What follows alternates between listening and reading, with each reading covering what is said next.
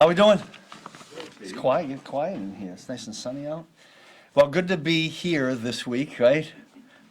Nothing's for certain. Hope to see you all at this same time next week, or on an NFL Thursday of next week. With that, I'll open it up.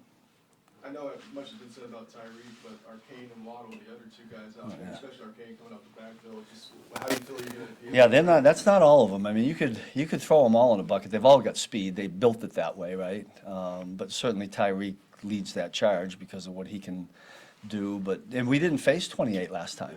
I mean, I told the guys that the other day that there's going to be another weapon that we didn't have before, so be prepared for that. So our eyes will be on all of those guys.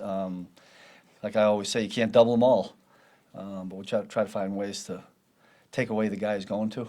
Do you feel like there is an advantage to, to seeing a team the second time? I mean, for the offense too. I mean, Well, it works both. Traditional wisdom is it helps the team that lost the game. I feel like that's important. Well, maybe there may be some truth to that because we all say in this league it's hard to beat a team twice, right?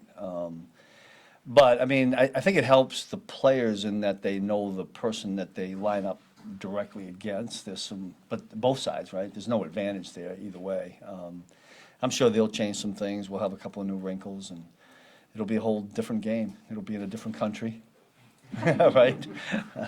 Be a different game. You face good receivers every week, but with Tyreek, because of his abilities, is that kind of a unique challenge? Are there things about playing against him Yeah. that don't maybe apply any other week? I would agree with that. We knew when we saw for many years here, or the 4 years that I was here with him, what he could do on the practice field. And you guys know he practices just as fast as he does when he plays the game, so we saw it all. You do have to treat him differently. I think our guys understand that.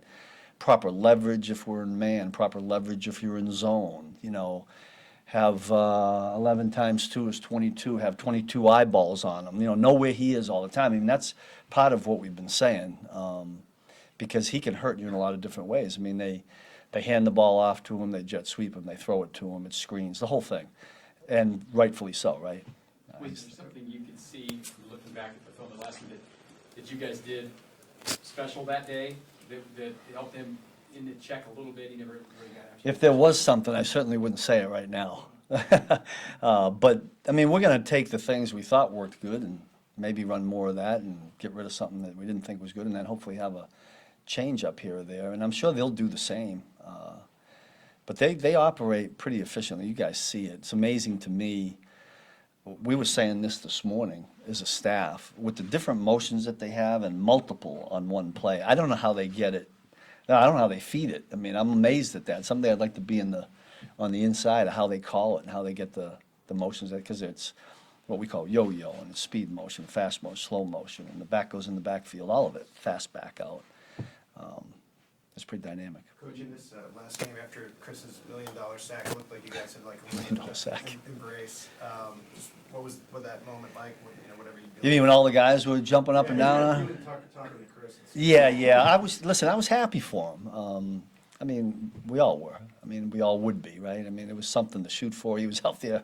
It's it's a little easier to try to get somebody a 15-yard pass completion than it is to say you're going to get a sack. That's not easy, and there's nobody on the other side of the field that wants to allow you a sack. I mean, so he earned it, and I was happy to see that he got it. Did you tell him to get it early? We would try, yeah.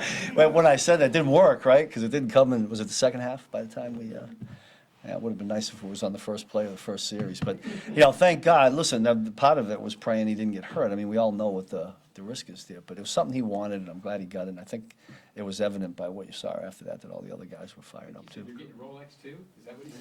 I don't know that. I'm worried about beating, the next team we're playing. That'd be nice, but I'm worried about beating Miami. He's a generous guy. I mean, that's pretty generous. And I think he did it last year for the guys. So. Send it our way if. Okay, all right. Steve, Patrick said a few times now that they don't need to score as many points as in the years past. They can always punt based on how you guys are playing. Does that mean anything to you? First of all, just to hear it, but also, does it mean anything in practice? I mean, in the sense of how it plays out. Well, I mean, I think I've read the guys say the same thing. Nothing's really changes for you on defensively in this league. It doesn't matter whether your offense is scoring 40 or 10. I mean, the goal is to keep points off the board, and we're really proud of what we've done. But it's like I said to, I think the staff or some of the guys, you know, all that's gonna be forgotten if we don't rise up when it matters most, right? And so, all we've really done, I mean, some of the stats are really good, but all we've really built is some confidence, some chemistry, a foundation to go in and hopefully win what is really now the most important game, right? But it's nice that, you know, that Patrick has confidence in us. I think that guys feel good about that, and we just want to make sure we can live up to that. Do you see the offense maybe, for lack of a better term, gambling less? I don't, because I'll be honest with you, I don't get a chance to Yeah. watch it. I mean, I'll catch a play here or there, and I really don't take the time, certainly in a short week, to go back and look at it. So I honestly don't, you know. I just wait to hear, you know, if we're home. If it gets really loud, that's good. Really, I do that. And then sometimes we're in away games. You hear it loud and like, oh, their defense must have done something good, but, you know, we had more people there. Sometimes that's good. Couple more guys. Do the conditions factor in? You talk about in this game? Yeah.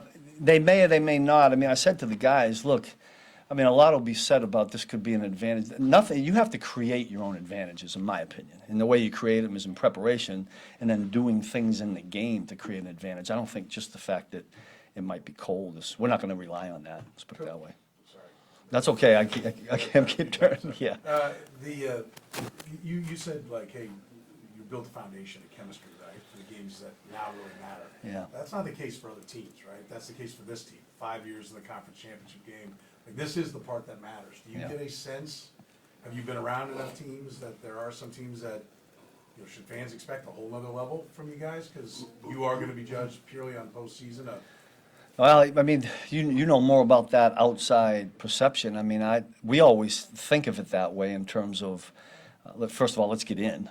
You know, that's the number one goal. And then, all it is now, and the first thing I put up in the meeting was just a W. Like, get them put up, we need this many sacks or stop this many rush. None of that matters. All that matters is that W, and I'm sure the offense is doing the same thing. And Coach Tobe with special teams, all we're focused on is that one game, and you hope, step by step by step, we can accomplish some of the things we had before. And just as a follow-up to what Sam was asking you about, you know, the loser in a matchup maybe being a little more free to go do other things, like do you ever feel that like, hey, we can't stray too far from what worked, because it worked, where when you were going up against somebody the second time and you took a loss, like, hey, well, we're not going there, let's fresh slate. Does it feel that way? There's a little bit of that. I mean, be quite honest with you, we would do it from season to season. You know, if the offensive staff stays the same, and, you know, we played them at the year end last year, and then you go back and look at that, and, okay, well, this defense against that might not be the best thing. So that goes on all the time. I don't know that, I think you would do that whether you win or lose, is what I'm saying.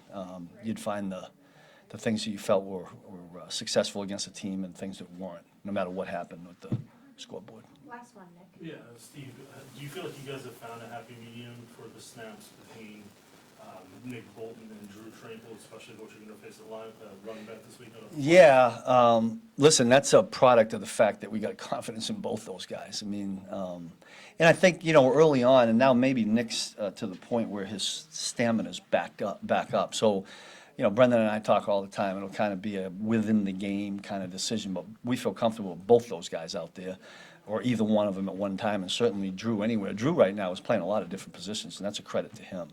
And the more we can get him out there, I think that's good for us. Okay? Yeah, thank you. Stay warm.